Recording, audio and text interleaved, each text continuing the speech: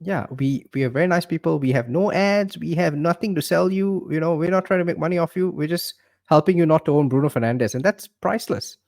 Yeah, that is our public service. Like if we die tomorrow, I want my tombstone to say, at least we told you not to have Bruno Fernandes. Oh, this is the thing. Hello, everyone. Welcome back to the FPL Banger Show. My name is Siva. I'm joined by Sam ahead of Game Week 7. Sam, and Sam, last week, I like to sort of start off the show asking you about a certain emotion you have. Last week, I asked you, have you met someone famous? Obviously, it was me. Back then, a top 4 content creator in FPL. Now, top 7, as you see, still pretty decent. But this week, Sam, I want to ask you about regret. Do you know somebody who started off a journey, a season with the best asset in FPL, and then somehow managed, for no reason at all, managed to remove them before they scored the second biggest haul in a single game week in the history of FPL. Do you know someone like that, Sam? No, I do not, Siva. Please enlighten me. I'm thinking of a certain someone wearing an England kit, uh, who Yeah. who Yes, Siva. Yes. I did sell Cole Palmer. However, I didn't sell him this week. I sold him a few weeks back. So that softened the blows a bit. If I sold him this week, I would be really pissed off. does it really though, Sam? I mean, you must have looked at your phone and thought, please stop scoring, man. Just stop doing it. Now, I think it helps that barely anyone has Cole Palmer. So, I mean, he has high ownership. However, I think it's mostly casuals. So the people on Twitter, there's not many people rubbing it in. So it does soften the blow a bit. But I There, don't know. Transferring them out 2 weeks ago, 2 weeks feels like forever in FPL terms. I don't remember what happened 2 game weeks ago. So yeah, so I kind of forgot that I had him in my team. Like that's how long ago it was. oh, I remembered Sam. I was thinking, Sam was the smart guy. He told me at the start of the season, Cole Palmer, I'm going to be differential. You had the 17-pointer against Wolves, Sam. This could have been you if you had gone to sleep, not touched your team. And there are casuals waking up today. Hey, I've got 5 free transfers and I have Cole Palmer. Yeah. I mean, I still had a decent game week, so I think that really softened the blow as well. If I had a Yeah. terrible game week, I'll be sad. I'll be sad, Siva. What'd you score this week, Sam? 59, which is decent. Ooh. Yeah. Okay, then we shouldn't show my score anymore. 48 doesn't look as impressive. Yeah. I mean, I moved Cole Palmer for Saka about 2 weeks back. And to be fair, Saka should have had a haul. I mean, not a 25-point mega haul like Cole Palmer, but he should have had a haul this week. He had so many chances, if I'm not mistaken, 4 big chances created. And he was on course for receiving full bonus points with 0 attacking returns. Until FPL Yeah, decided that should not happen. And they I mean, artificially removed it. the journey Saka captainers went, right? I think at the end of the game, they had 14 points, assist, and then suddenly in about an hour, assist taken away, and then the bonus points taken away, and then you wake up the next morning and you've got, 6 points Three. from the team. Yeah, 6 from the captaincy. Still better than Haaland, though. People clutching at straws, man. I mean, I, unless Siva, I'm just gonna say, 4 game weeks ago, I said that he can't keep it up, and since I said that, he has scored 1 less goal every game. He's on course to score an own goal next week. You heard it here first. and a red card in 2 weeks' time, right? Yeah. I mean, speaking of red card, Sam, I took so much satisfaction from watching Bruno Fernandes get sent off, man. I mean, that's my highlight of the week. I also had Bruno at the start of the season. But you So sold Bruno, so that was a good I move. sold Bruno. Yeah, so sometimes selling players works out, like selling Bruno. Sometimes it doesn't, like Cole Palmer. But still, I I'm remember, happy in my team moving forward. I'm kind of happy. yeah, you've gone non-Haaland, you've got Watkins, you've got Saka, you've got some choice, some decent picks. But let's talk about Bruno Fernandes for a bit. Yeah, let's have some fun, right? Do we need to? Do we I need mean, to talk about this? You see, there are some podcasts that would like to tell you Bruno Fernandes, good pick, good process on penalties. You can feel unlucky, hard done by this red card. I don't want to be one of those guys. I want to tell you, no, you deserve it. You deserve minus points for owning Bruno Fernandes. His red card is justice for just how bad a pick he's been. And I think it's honorable of Bruno because he could see that people were still wildcarding him in this week. Like, who you have a chip with unlimited transfers, and you, oh no, I got to keep Bruno Fernandes, right? And I think he just said, you know what, I've got to save these guys from themselves. Let me go into James Maddison, 50-50 tackle, possible red, possible yellow. I will save these people because he said after game week 1, Bruno tweeted, "Don't worry, fantasy managers, I won't let you down." And I think he realized, sort of like, Samurai. Have you seen Last Samurai where the guy loses a battle and then he sticks the sword into himself because he like, Harakiri. it's an honorable death. It's better than a unjustful victory. So I think Bruno learning the way of the samurai. I think if you were not on wildcard and you started the season with Bruno and you chose to keep the faith, that's commendable. That's loyalty. But if you brought him in on a wildcard, that's insanity. As a United fan, where there has been zero indication that Bruno will be a good asset. It's stats say one thing, but on the pitch it's a totally different story. And I still maintain that Garnacho is the best United because it's the most direct, it's the most attacking. However, I think my patience is wearing thin with all United assets, so Garnacho probably out this week. If you take away the Southampton game, United have scored 2 goals all season. Yeah. That's the same number that Wolves. Wait, sorry, that's less goals than Wolves, mate. And Wolves are bottom of the table. You know what's the problem, Siva?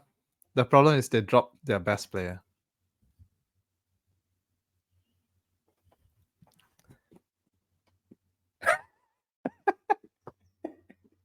I was thinking, do you have an Ahmad Diallo shirt or something? For those of you who are just listening and have no idea what just happened, I'm wearing a Harry Maguire England kit. So yeah, I'm impressed that you have paid money to go get Harry Maguire on your shirt. So that is, I mean, no doubting your fandom, sir. See, I love playing football, but I'm also really bad at football. So I like to set the expectation when I walk in with this kit. And people have low expectations of me. They don't get disappointed with the way I play. So you wouldn't walk in with a Cole Palmer shirt, would you? I mean, no. It's way beyond my level. But anyway, Siva, let's go back to FPL. How do you get Cole Palmer in this week? That is the question. I have actually a really easy route to him because I kept Salah, and so to me it feels like there was a reason why I kept Salah, and maybe this was the reason. But let's talk about, because I know the template, right? And you have seen the template midfield. It has Saka, it maybe has Bruno, it has Mbeumo. So there aren't many routes to get to Cole Palmer. So let's debate, I guess, Palmer versus Saka. I think it is, unfortunately for Saka owners, very difficult to sell Saka this week, right? Yeah, great fixture. And to be fair, like I said earlier, he is really unlucky not to have a mega haul this week. It's insane. Stats wise, up there, eye test, he was involved in everything. Just could not get lucky. They just would not finish his chances. And then at home against Southampton, oh come on, you can't sell Saka right there. In fact, I think it's a captainable fixture. So I think it's really hard to sell Saka for Palmer. Selling Salah though, I think, which is maybe the route that most people are trying to go for, right? That's the most viable route. Let's debate that, Siva, because Salah has been a great asset as well. I came in late on Salah. I started the season without Salah, without Haaland. So I missed the first 3 double-digit hauls. But another double-digit haul this week that makes it 4 out of 6 game weeks and only 1 blank. Are you really planning to sell Salah? I guess the real question is, do you need Cole Palmer this week, right? Are the fixtures, let's look at the fixtures, right? Let's jump to our fixture ticker, which has been borrowed from Reddit as usual. And Chelsea play Forest this week, Liverpool, Newcastle, United, Arsenal up to game week 11. So is that a run that justifies you getting Cole Palmer? Let's be real. You are not going to captain him in any of these games. You're not going to captain him even against Forest because Haaland plays Fulham and Saka plays Southampton. So do you need Cole Palmer is my question. If you don't own him, can you not accept that the points have gone? Maybe to an extent, yes, he's a great asset, but kind of freak result. Do you expect Brighton played a high line with Duncan Webster? I don't think Nuno's going to be that naive. So Yeah. maybe And Forest you has been really solid as well. Let me get the team stats up. But I remember checking it yesterday, and Forest actually has very, very low XGC. Yeah, we've got it on the screen now, and you can see this is again borrowed from Reddit. A really nice chart based on team XGC and XG, and you can see Forest. Or I mean, these are really tiny sample sizes, so you don't draw definitive conclusions, right? But Forest defense has been keeping pace with the top defenses in the league. Fixtures have been kind, but still, they doesn't feel like they're going to get battered in the same way that Brighton did. It doesn't feel like they're going to be as naive as Brighton were. Yep. Of course, Cole Palmer is a great player. He could score. Like, definitely he could score. We're not saying that, he's going to blank 100%. However, Salah, Haaland, Saka, I think all of them have equal or a good chance to match his points, to better his points this week. So is getting Palmer in this week purely point chasing? Now he's a good asset, but could you, be patient instead of taking a hit this week, save that transfer, and then next week with 2 transfers, bring him in. Although his fixtures doesn't look that good. However, I think Palmer has proven that, he can pretty much score against anyone. Because I'm mindful that people are different teams, right? I think some people, let's assume some people have free transfers saved up because it's one of those, now that wildcard allows you to save your transfers. Let's say people have 2 frees. Let's talk hypothetical moves. I think we agreed you don't sell Saka. What if I saw some people do this? They sold Trent to maybe a 4.5 defender and then upgrade their Bruno, especially, to a Cole Palmer. So how do you feel about that? I'm okay with that. That one I'm okay. Yeah, because I think while Trent is a good asset, I think the drop in quality from, let's say, Trent to, I don't know, a decent 4.5 defender. So you drop in quality there, but the increase you get moving from Bruno to Palmer makes up for it. Yeah. Yeah, I'm hiding it. I want to disagree with that move because I have Trent and I'm quite satisfied. But I look at the fixtures and Liverpool have what? Chelsea, Arsenal, Brighton, Villa between 8 and 11. 7 mil does feel like a lot for Trent in that run. Yeah. Plus, if you have Bruno, you have to move out anyway. So, and you have the free transfers. I think if you already have Saka, if you already have Mbeumo, then Palmer will be your next, your next option. Yeah, it's kind of a nice opportunity. For people doing it for a hit, how do you feel about that? Do you think it's a hit that just pays itself? It depends who are you hitting out, like the second player. So if you're taking a hit to move Bruno up to Palmer, who are you hitting out as well?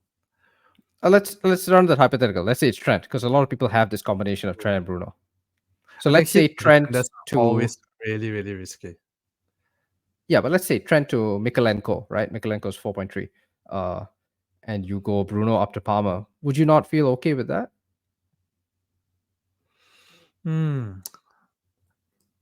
Tough one. I think yes, I would be okay with that. And it's only because of Bruno's red card. Because any other player, let's say it's someone who actually plays, then a hit would be harder to justify because you could just wait 1 week, and save out the free transfers. However, Bruno is out, you have to make the transfer.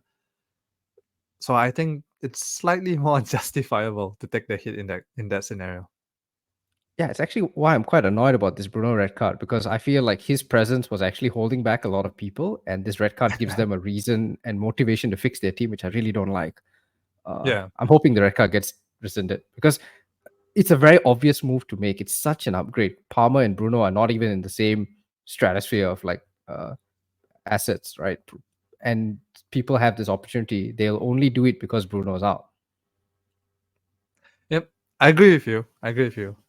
It's a blessing in disguise for Bruno Ernest, and definitely a bad thing for us non-Bruno Ernest. Yeah. So be grateful, Bruno Ernest. You've been saved by yourselves. Okay, so we're kind of, you have a good route to Palmer. It's worth taking, but you can sort of hide behind the couch and get past Forest, and then you don't feel so bad because the fixtures are quite tough for the next few weeks, right? Yeah, because I think after, let me bring out the fixtures. Oh, it's there. Sorry. So this week at home against Forest, I do expect Chelsea to win. However, Forest defensively strong. Next week away against Liverpool, that's a tough one. That I would expect if you really want to bring Palmer in, you can target game week 9 as your entry point. Because you got Newcastle at home, United away, definitely, scoreable.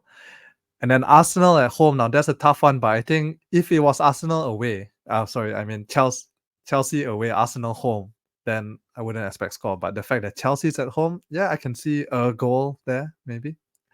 So I think you can wait 2 weeks, and in that case, try to save your free transfers to bring in Cole Palmer by game week 9.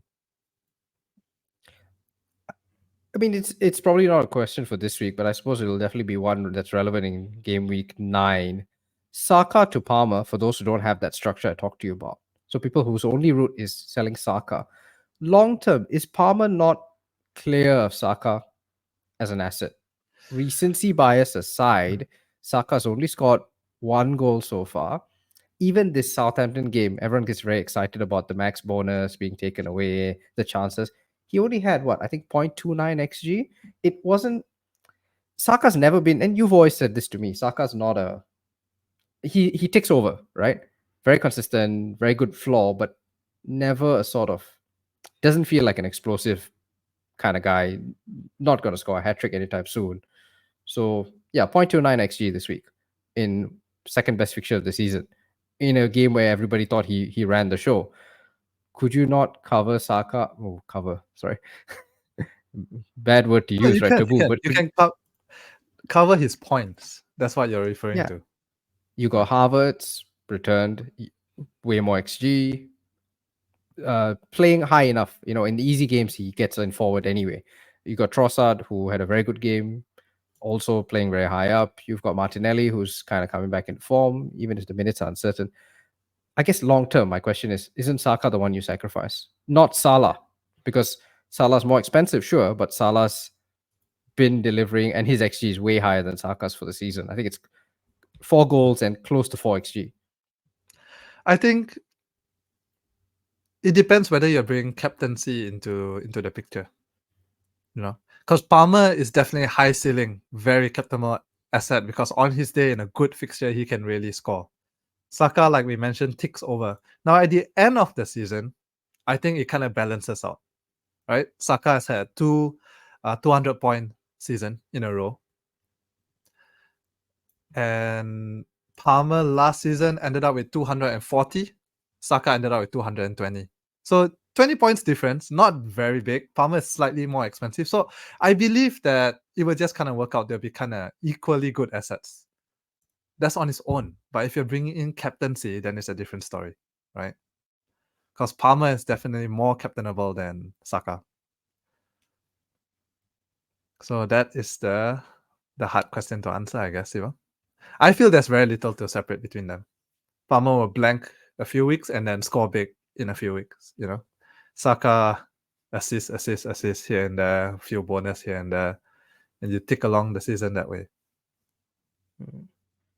Interesting. We've got this. This would have been very popular on UK TV this week. Cole Palmer having the most goal contributions of any Prem player since September of last year, which is kind of when he broke in because he didn't start the first few weeks. Of course, a lot of this is pens. Chelsea did get a lot of pens last season, and you assume that may or may not continue this season. But yeah, 10.6 feel. 10.7 now. I'm very worried about what happens this week because if he hauls again, you kind of have to just sit and watch because you won't own him for Liverpool. Will you own him for Newcastle? Maybe, maybe not. It's one I of would- those. Are we missing the obvious move? Is what I'm saying. Like I said, I think Palmer will be slightly better than Saka at the end of the season. So I think, but you're paying more for him as well. Okay. So basically, you don't see it as an urgent move just yet. You think the difference Yeah. isn't that big. That's what I feel, especially with Saka's great fixture this week. Yeah. Southampton were what? I mean, do you want to talk about Southampton this week? Do we need to? I mean, everyone knows they are a terrible team. Yeah. Semenyo should have had a much bigger haul than 7 points. I feel very fortunate because I couldn't get to him in the end and because of lack of transfers, and I think I got away with one. Because free kick, the first goal, he wins the free kick. They score from that, so he's assisted the assister. Second one, he's basically his assist, but Utar gets a last minute touch, so it's not him. And then the third goal, I mean, that's Semenyo's finish is just amazing. Cuts past three guys, doesn't know if you're going left or right. I didn't even know he was 2-footed, and then he finishes with the right foot. I mean, it's a really good finish. Yeah. I mean, I don't think we had any doubt that Semenyo's gonna return points in last fixture and this week's fixture. It's the only problem is that after this, beyond game week 7, so in game week 8 onwards, the fixtures just turn. Yeah, Arsenal, Villa, and City. Be interesting. A lot of people keep saying they're going to bench him, but I'm not sure you will have the squad to bench him, right? Yeah. If you have Haaland, if you have Palmer, if you have Salah, you definitely don't have the squad to bench him. Yeah. It's going to be hard because it's one of those you're going to feel very nervous about benching him because he's just been that good. But good pick. Very good pick. Let's talk about some other guys I had on the screen. We did have some stats here about chances created from open play. Yes. So Kulusevski, who scored this week, interesting. He's playing a more central role. He created, I think, 9 chances, and that's like the highest total in the Prem for like 8 years or something ridiculous. Yeah. However, I'm gonna caveat it by saying United were absolutely dreadful this week. Like, I watched the match for 30 minutes and I turned it off. So I didn't finish the match. I had enough. So yeah. So yes, he had 9 chances created this week, but if you take away that 9 from this week alone, he doesn't rank that high up. So it's not as consistent every game week. So I'm not so keen on Kulu. However, I am very keen on Brennan Johnson, Mm. who got a lot of shit from Spurs fan at the start of the season, but has proven his worth. And I really liked him because actually last season he was doing pretty well. He had 5 goals and 12 assists in about 2,300 minutes last season. So he has been doing well. And yeah, 2 returns in 2 game weeks in a row. I think it's an interesting option. We've got XG per 90 on the screen up now, and XG per 90 also from Reddit. And you'll see Brennan Johnson more XG per 90 than Salah, Saka. Yeah. I'm not doing too He's badly actually at all. been benefiting a lot from this formation. A lot of late crosses, to the far post kind of thing. So I like Brendan Johnson. I think he's an interesting shot, and 6.4, pretty cheap. In fact, if you have an Arsenal attacker, I mean, a lot of people already have their triple Arsenal sorted for this week, and these are the same people who can't get to Cole Palmer easily. Brennan Johnson against the Brighton high line. Yeah, I guess the see points. question, yeah, but the question, I guess, for you, Sam, Brennan Johnson or Dominic Solanke? Yeah, so that's the next person I was going to bring up. So Solanke has been pretty insane. He had 1.3 XG against United, but again, it's United. But last week he had 1.6 XG against Brentford. So he's been getting into really good positions, and I like his price point as well. It's 7.6, very affordable for a forward. So I think he's a really good option, and those who were on wildcard who brought him in, I think you're probably happy with your choice. It's a good transfer. So Dominic Solanke or Brennan Johnson, Sam? That was a very polite politician answer, but you just went around circles. You didn't give me an answer. I think both are good assets, but the thing is when your team do you want to take out, right? Because they're both playing in different positions, unfortunately. So like for me, if I were to remove Garnacho, I have no choice. If you're removing Bruno, you got no choice. You got to bring a midfielder. You don't have a spare transfer to bring in Solanke as much as you like him. And do we have the same forward line, Siva? I mean, I don't have hope not. Haaland. I have Haaland, Wood, and Pedro. Okay, so just Wood didn't score, but are you gonna waste a transfer to take him out this week if you have other fires in your team? I might do Pedro out and move funds around to get Solanke because Wood. I mean, we'll talk briefly about Chris Wood. You were always going to get these kind of fixtures with Forest, and the lack of Gibbs White really. I mean, Nuno's such a. I hate Nuno Espirito Santo. He's such a defensive. He's like me when I play FIFA. He just sets up ultra defensive. You're playing Fulham at home. He didn't start Elanga. He didn't start Hudson-Odoi, and he didn't have Gibbs White. He played Wood and Awani up top. What was he expecting? So defensive. Wood finished the game with XG of 0.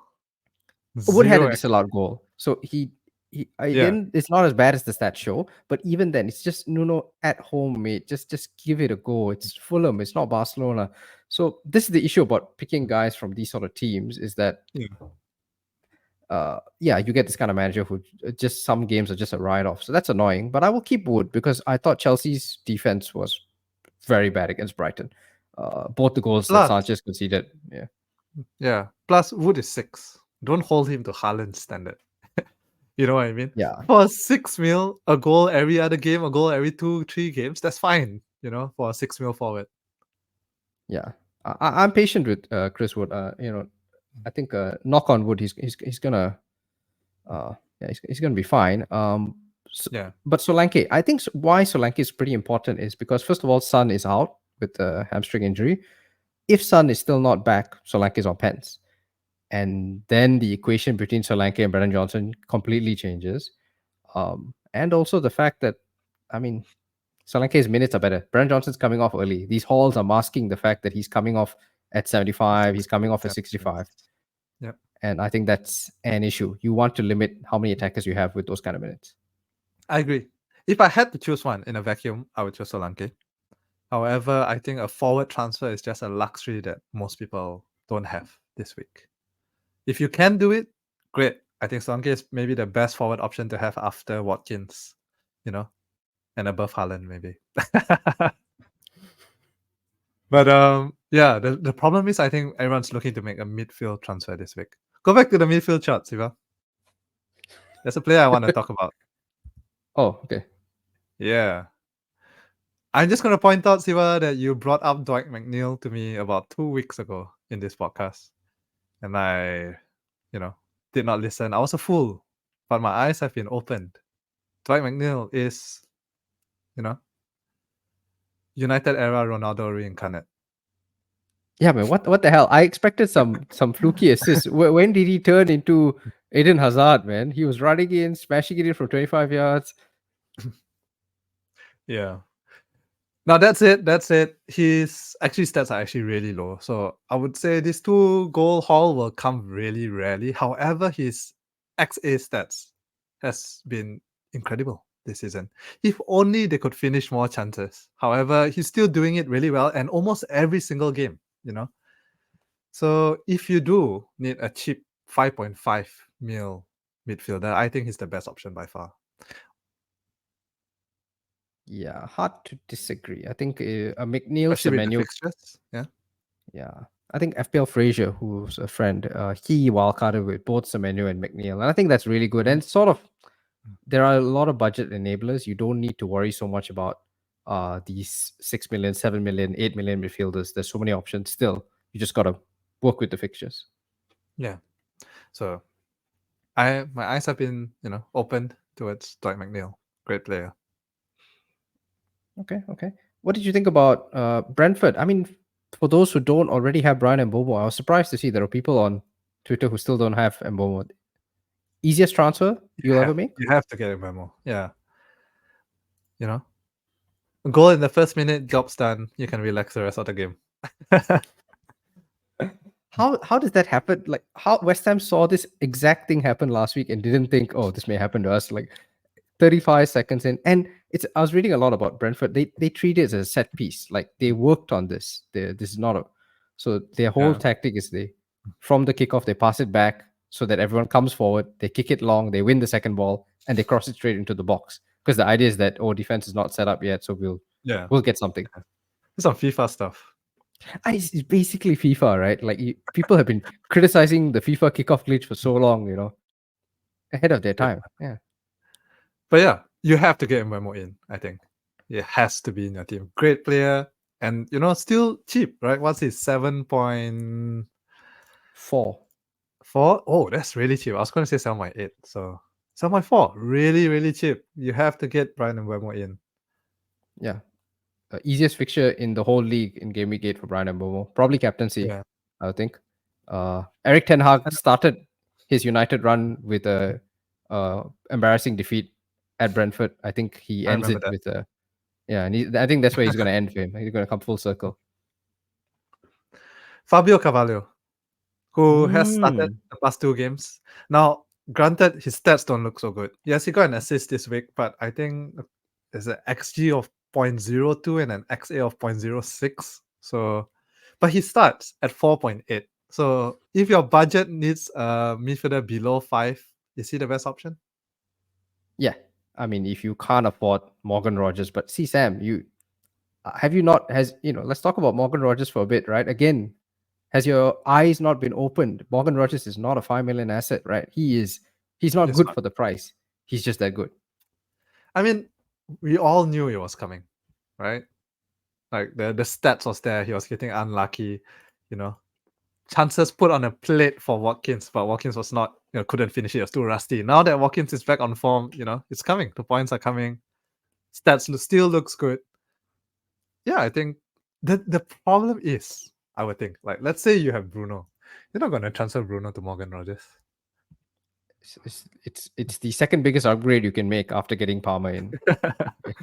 So I think there are only 2 situations for people with Rogers, right? Either you're wildcarding, so you have, the ability to shuffle your team around, and then you need the enablers. Or if you, I don't know, you're moving Bruno up to Palmer, and then you're downgrading someone else, so you need the funds. So those are only 2 situations. Unfortunate for him because of his price point. Like, it's weird, because he's so cheap, that kind of prevents people from transferring in. If he was 7, if he was 8, maybe, I think he would have more chances in. But that's everything you're telling me is all psychological. Like I saw people benching Rogers this week, and the only reason they benched him was because he's 5 million. Yeah. If he was 7, they'd have started him. And so this is purely psychological. And the prices are not relevant to how good the player is. It makes no difference if he's 5 or 15. That's true, Siva. That is true. However, we are humans. We're not robots. We are affected by psychological fallacies and things like that. So it's weak. That's what it is. It's weak. I've got zero respect for anybody who benched Morgan Rogers against Ipswich. He was starting, and you bench him in the best fixture because he's 5 million. I'm offended. Fair. So let's fair, Siva. Fair.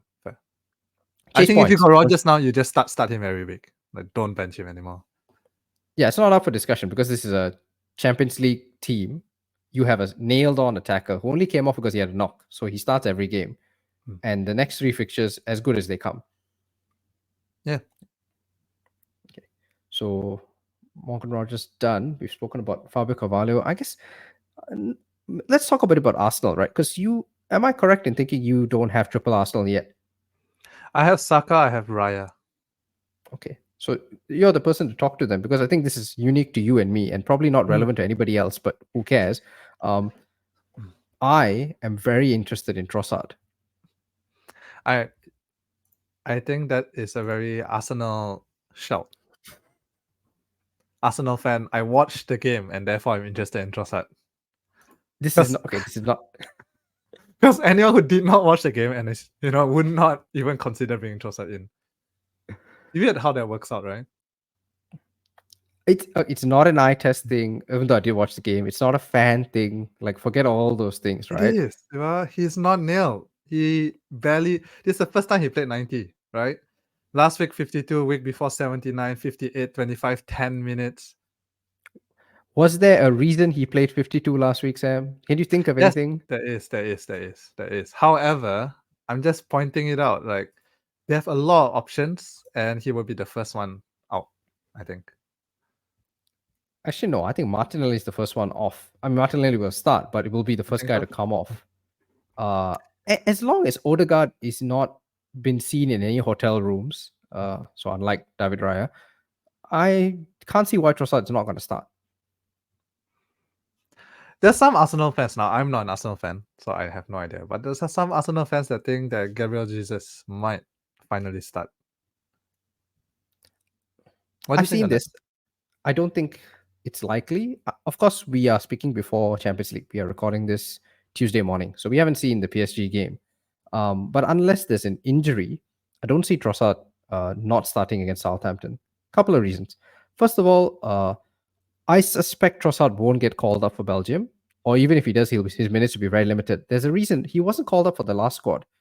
His dad doesn't get along with Tedesco, the Belgium coach. In Huh. Belgium, there was a lot of, shall we say, criticism of Trossard's performances over the Euros. And I think his dad said this coach is a moron, doesn't know how to use him. So he didn't get called for the last squad. There's Don't know actually if a he'll lot get- of drama in the Belgium team, right? With Kevin De Bruyne also in the last round international matches and stuff like that. Yeah, Courtois retired from international duty because he was upset he didn't get the captaincy. It's such a talented group of players brought down by such silly issues. De Bruyne's girlfriend slept with Courtois. I don't know. Things. Yeah, allegedly. No, I'm pretty sure it happened to me. But anyway, allegedly. But anyway, coming back to what we're discussing here. So first of all, even if Trossard gets called up, his minutes aren't that much. Whereas Martinelli will go to Brazil. He's been called up for the Brazil squad. So automatically, I think Trossard's minutes prospects slightly better than Martinelli in the near future. Interesting, because as someone who did not watch the full Arsenal match, I did so no eye test, only highlights, and just looking at stats, I was actually looking at Martinelli because like he does all I the don't know. exciting stuff. Yeah, and I think maybe there's a bit of what do you call it, nostalgia for. I remember his performance 2 seasons ago. When he's got 15 goals, had like almost 200 FPL points. He was a great asset that season. So maybe there's a part of me that's hoping, maybe he's coming back into form and we're gonna see the old Martinelli. He could be, and I have no doubt that Martinelli is as solid pick compared to Trossard. But people forget that Trossard was also a very good pick at one point, right? You want to talk about nostalgia? Trossard was scoring hat tricks at Anfield at one point. So as long as Odegaard is out, I think Trossard's a pick. I don't see a team in which Trossard. I appreciate the risks. You know all the risks. Could be subbed off early. Could have a stinker, could be the first guy to go off. But as long as Odegaard is out, he starts. And to your question about Jesus, I don't think Jesus is anywhere close to being a first choice pick in this team. I think his time is sort of come and gone. He's Nketiah now, basically. He's the guy we bring on to see out games. And that's just where he is. Okay. I think the risk present for Martinelli is the same risk present for Trossard. Right? Like both of them, minutes are not 100% secured. Either of them could be taken off early at any time. Either of them could possibly be dropped. Like, we don't expect it, but will you really be surprised if Trossard gets dropped like 2 game weeks from now? Not really, right? It has happened a lot. Same with Martinelli last season. So I think the risks are about the same. Interestingly, they're at the same price point as well, 6.9. So it's a real it's a real conundrum, this one, Siva. However, I prefer. we spoke about 2 Gabriels. Perhaps the best third Arsenal asset to have would be the third Gabriel in the squad. Sam, everybody has Gabriel. I mean, unfortunately, you must be in a very small minority of people. And you got very lucky if you this have week. Gabriel, then maybe the third Arsenal asset it would be Raya. Basically what I'm saying is that is double defense the way to go then. Okay, I mean, that's a valid question, right? Because they did concede 2 this week. And I'm sure the narrative is that, oh, well, not so solid. Got lucky in the first few games, so you don't need them. But Leicester had what? 0.2 XG? Like, where's my goal? Where's the 1 goal a game that I was promised when I paid 6.2 for Gabriel? Gabriel was really close again to scoring this week. I think he had the same XG as the whole Leicester team. So No, I think Gabriel is still the most no-brainer pick, and I still think double defense is the way to go. I think slight off day at the office for Arsenal, but the first goal deflected. The second goal, James Justin is not going to be Marcelo every week, or I don't know, Cafu or whatever. Like James Justin had so little confidence in himself, he benched himself in FPL this week. Okay, he started Arsenal double defense. Okay, and he's a top FPL manager. Like he's been ranked top 1K in the world. Okay, and he started Raya and Gabriel. He looked at this and thought, "There's no way, they don't keep it clean." Okay, When he took the shot, he's I'm gonna help Raya to some save points. And I'm sure that's what he was thinking. No way in heck this is going in. And, oh damn, it's gone. All right. So Arsenal double defense still the way to go. Words defense direct still way from to an go. Arsenal fan. Double defense. Don't believe fans because fans are always biased, right? But double defense is the way to go. And sorry, Sam, Trossard's just better than Martinelli. You will see when he scores a hat trick this week. Okay, let's see, Siva. I think if that Ndidi own goal wasn't given as an own goal, if it's given as a Trossard goal, once again we are not having this conversation because then you're looking at 15 points for Trossard, and then everyone's like, oh. But if it's 15 for Trossard, Martinelli still has 13. So, okay, bonus. I don't know how the bonus was swung, but still pretty close. I still think it will be very debatable between the two. Both of them have their cases, I guess. I just like the guy who's closer to the goal shooting it goal. Fair, I think that's fair. Siva. But okay, we've debated a niche topic long enough. Defense. We spoke about Trent, right? We're kind of comfortable selling Trent now, right? I think that's where we're at. Yeah. Basically, I go back to my point at the start of the season, which is that all the defense will kind of be pretty bad at the start for at least the first, 8, 9, 10 games. Your timeline's extending, mate. No, I did say it takes time for defenses to gel together. So I honestly don't see any defender that makes me, that's giving me FOMO. That actually appeals as a transfer to me. I guess Rico Lewis, just because he didn't return this week, not interested. But I guess Gvardiol. Okay, let's talk Gvardiol for a bit, right? Because some people did keep Gvardiol on wildcard despite the price drop. He's down to 5.9. So what do you think? Yeah. Gvardiol, yay, nay? It's too expensive for me. Yes, he scored a goal. Great for him. It's not like at the start of the season we said that he will never score a goal. But it's just the points you get for the price you pay is so low because City has only kept one clean sheet the entire season. Right? Yeah, but only week one. And then it's got to turn, right? It will. I'm not saying it won't. So it will. But until it turns, I'm not going to pay that much for someone, especially when we seem to need the funds to bring in people like Palmer and still keep Salah in the team and things like that. Okay. Because to me, I'm looking at this run and I'm a bit scared about not owning Gvardiol for Fulham, Wolves, Southampton. I'm scared not owning an attacker.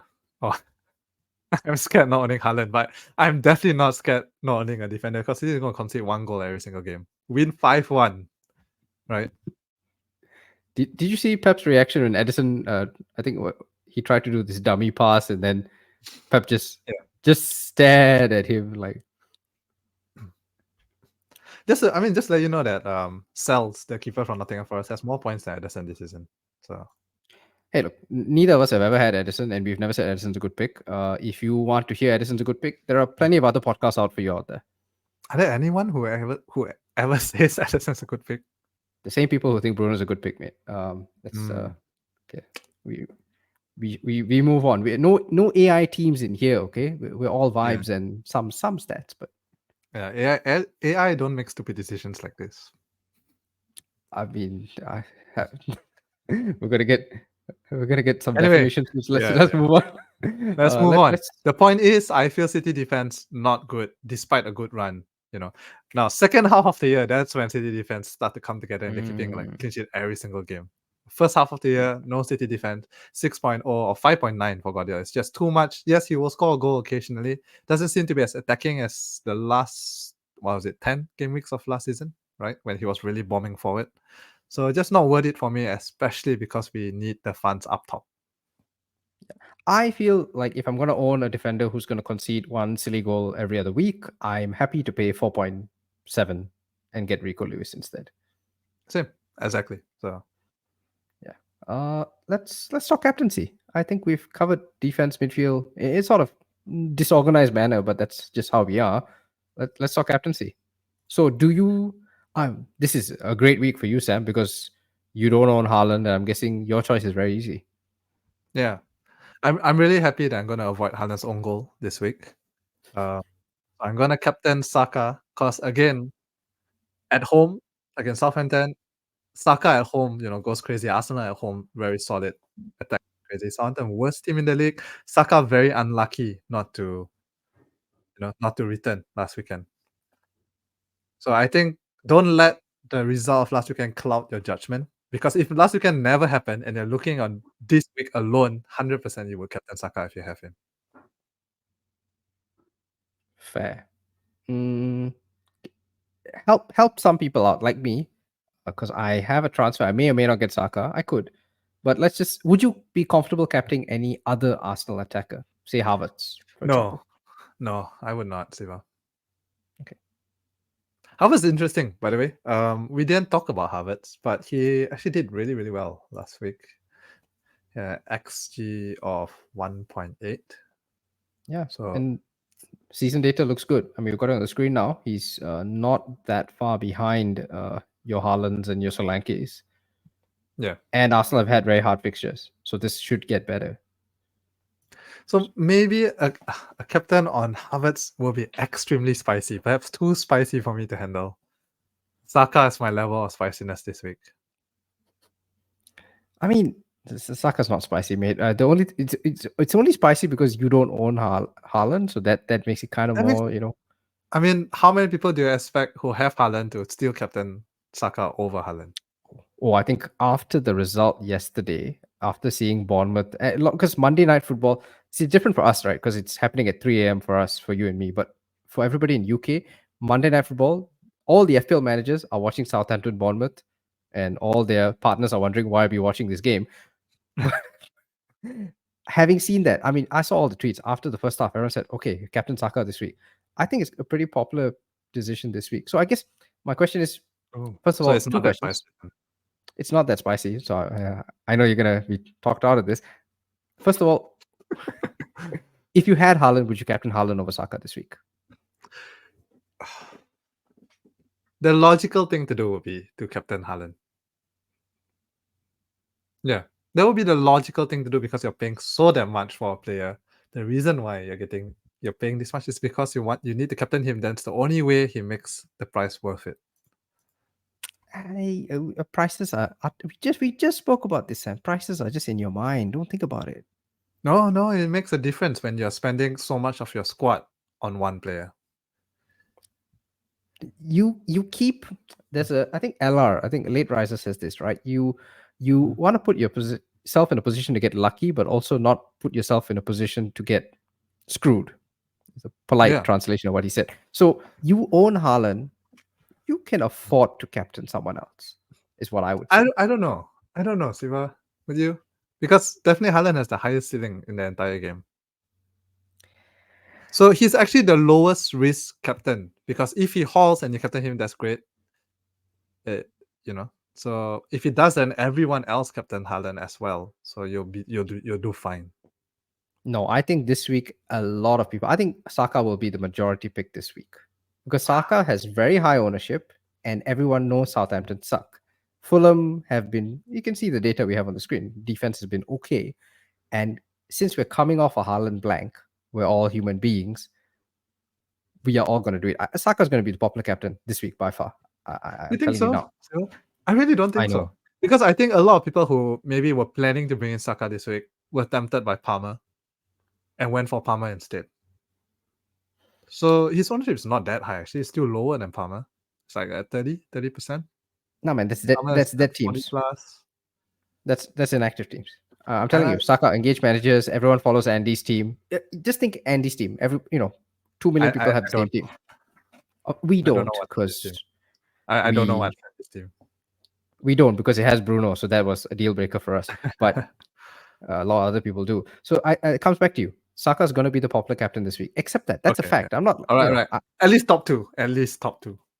Okay, so come back to your question. My question: do you captain Saka or Haaland this week? If you had both, I would captain Saka, irrespective of whether I own Haaland or not, because the fixture just looks too good. Stats backs it up.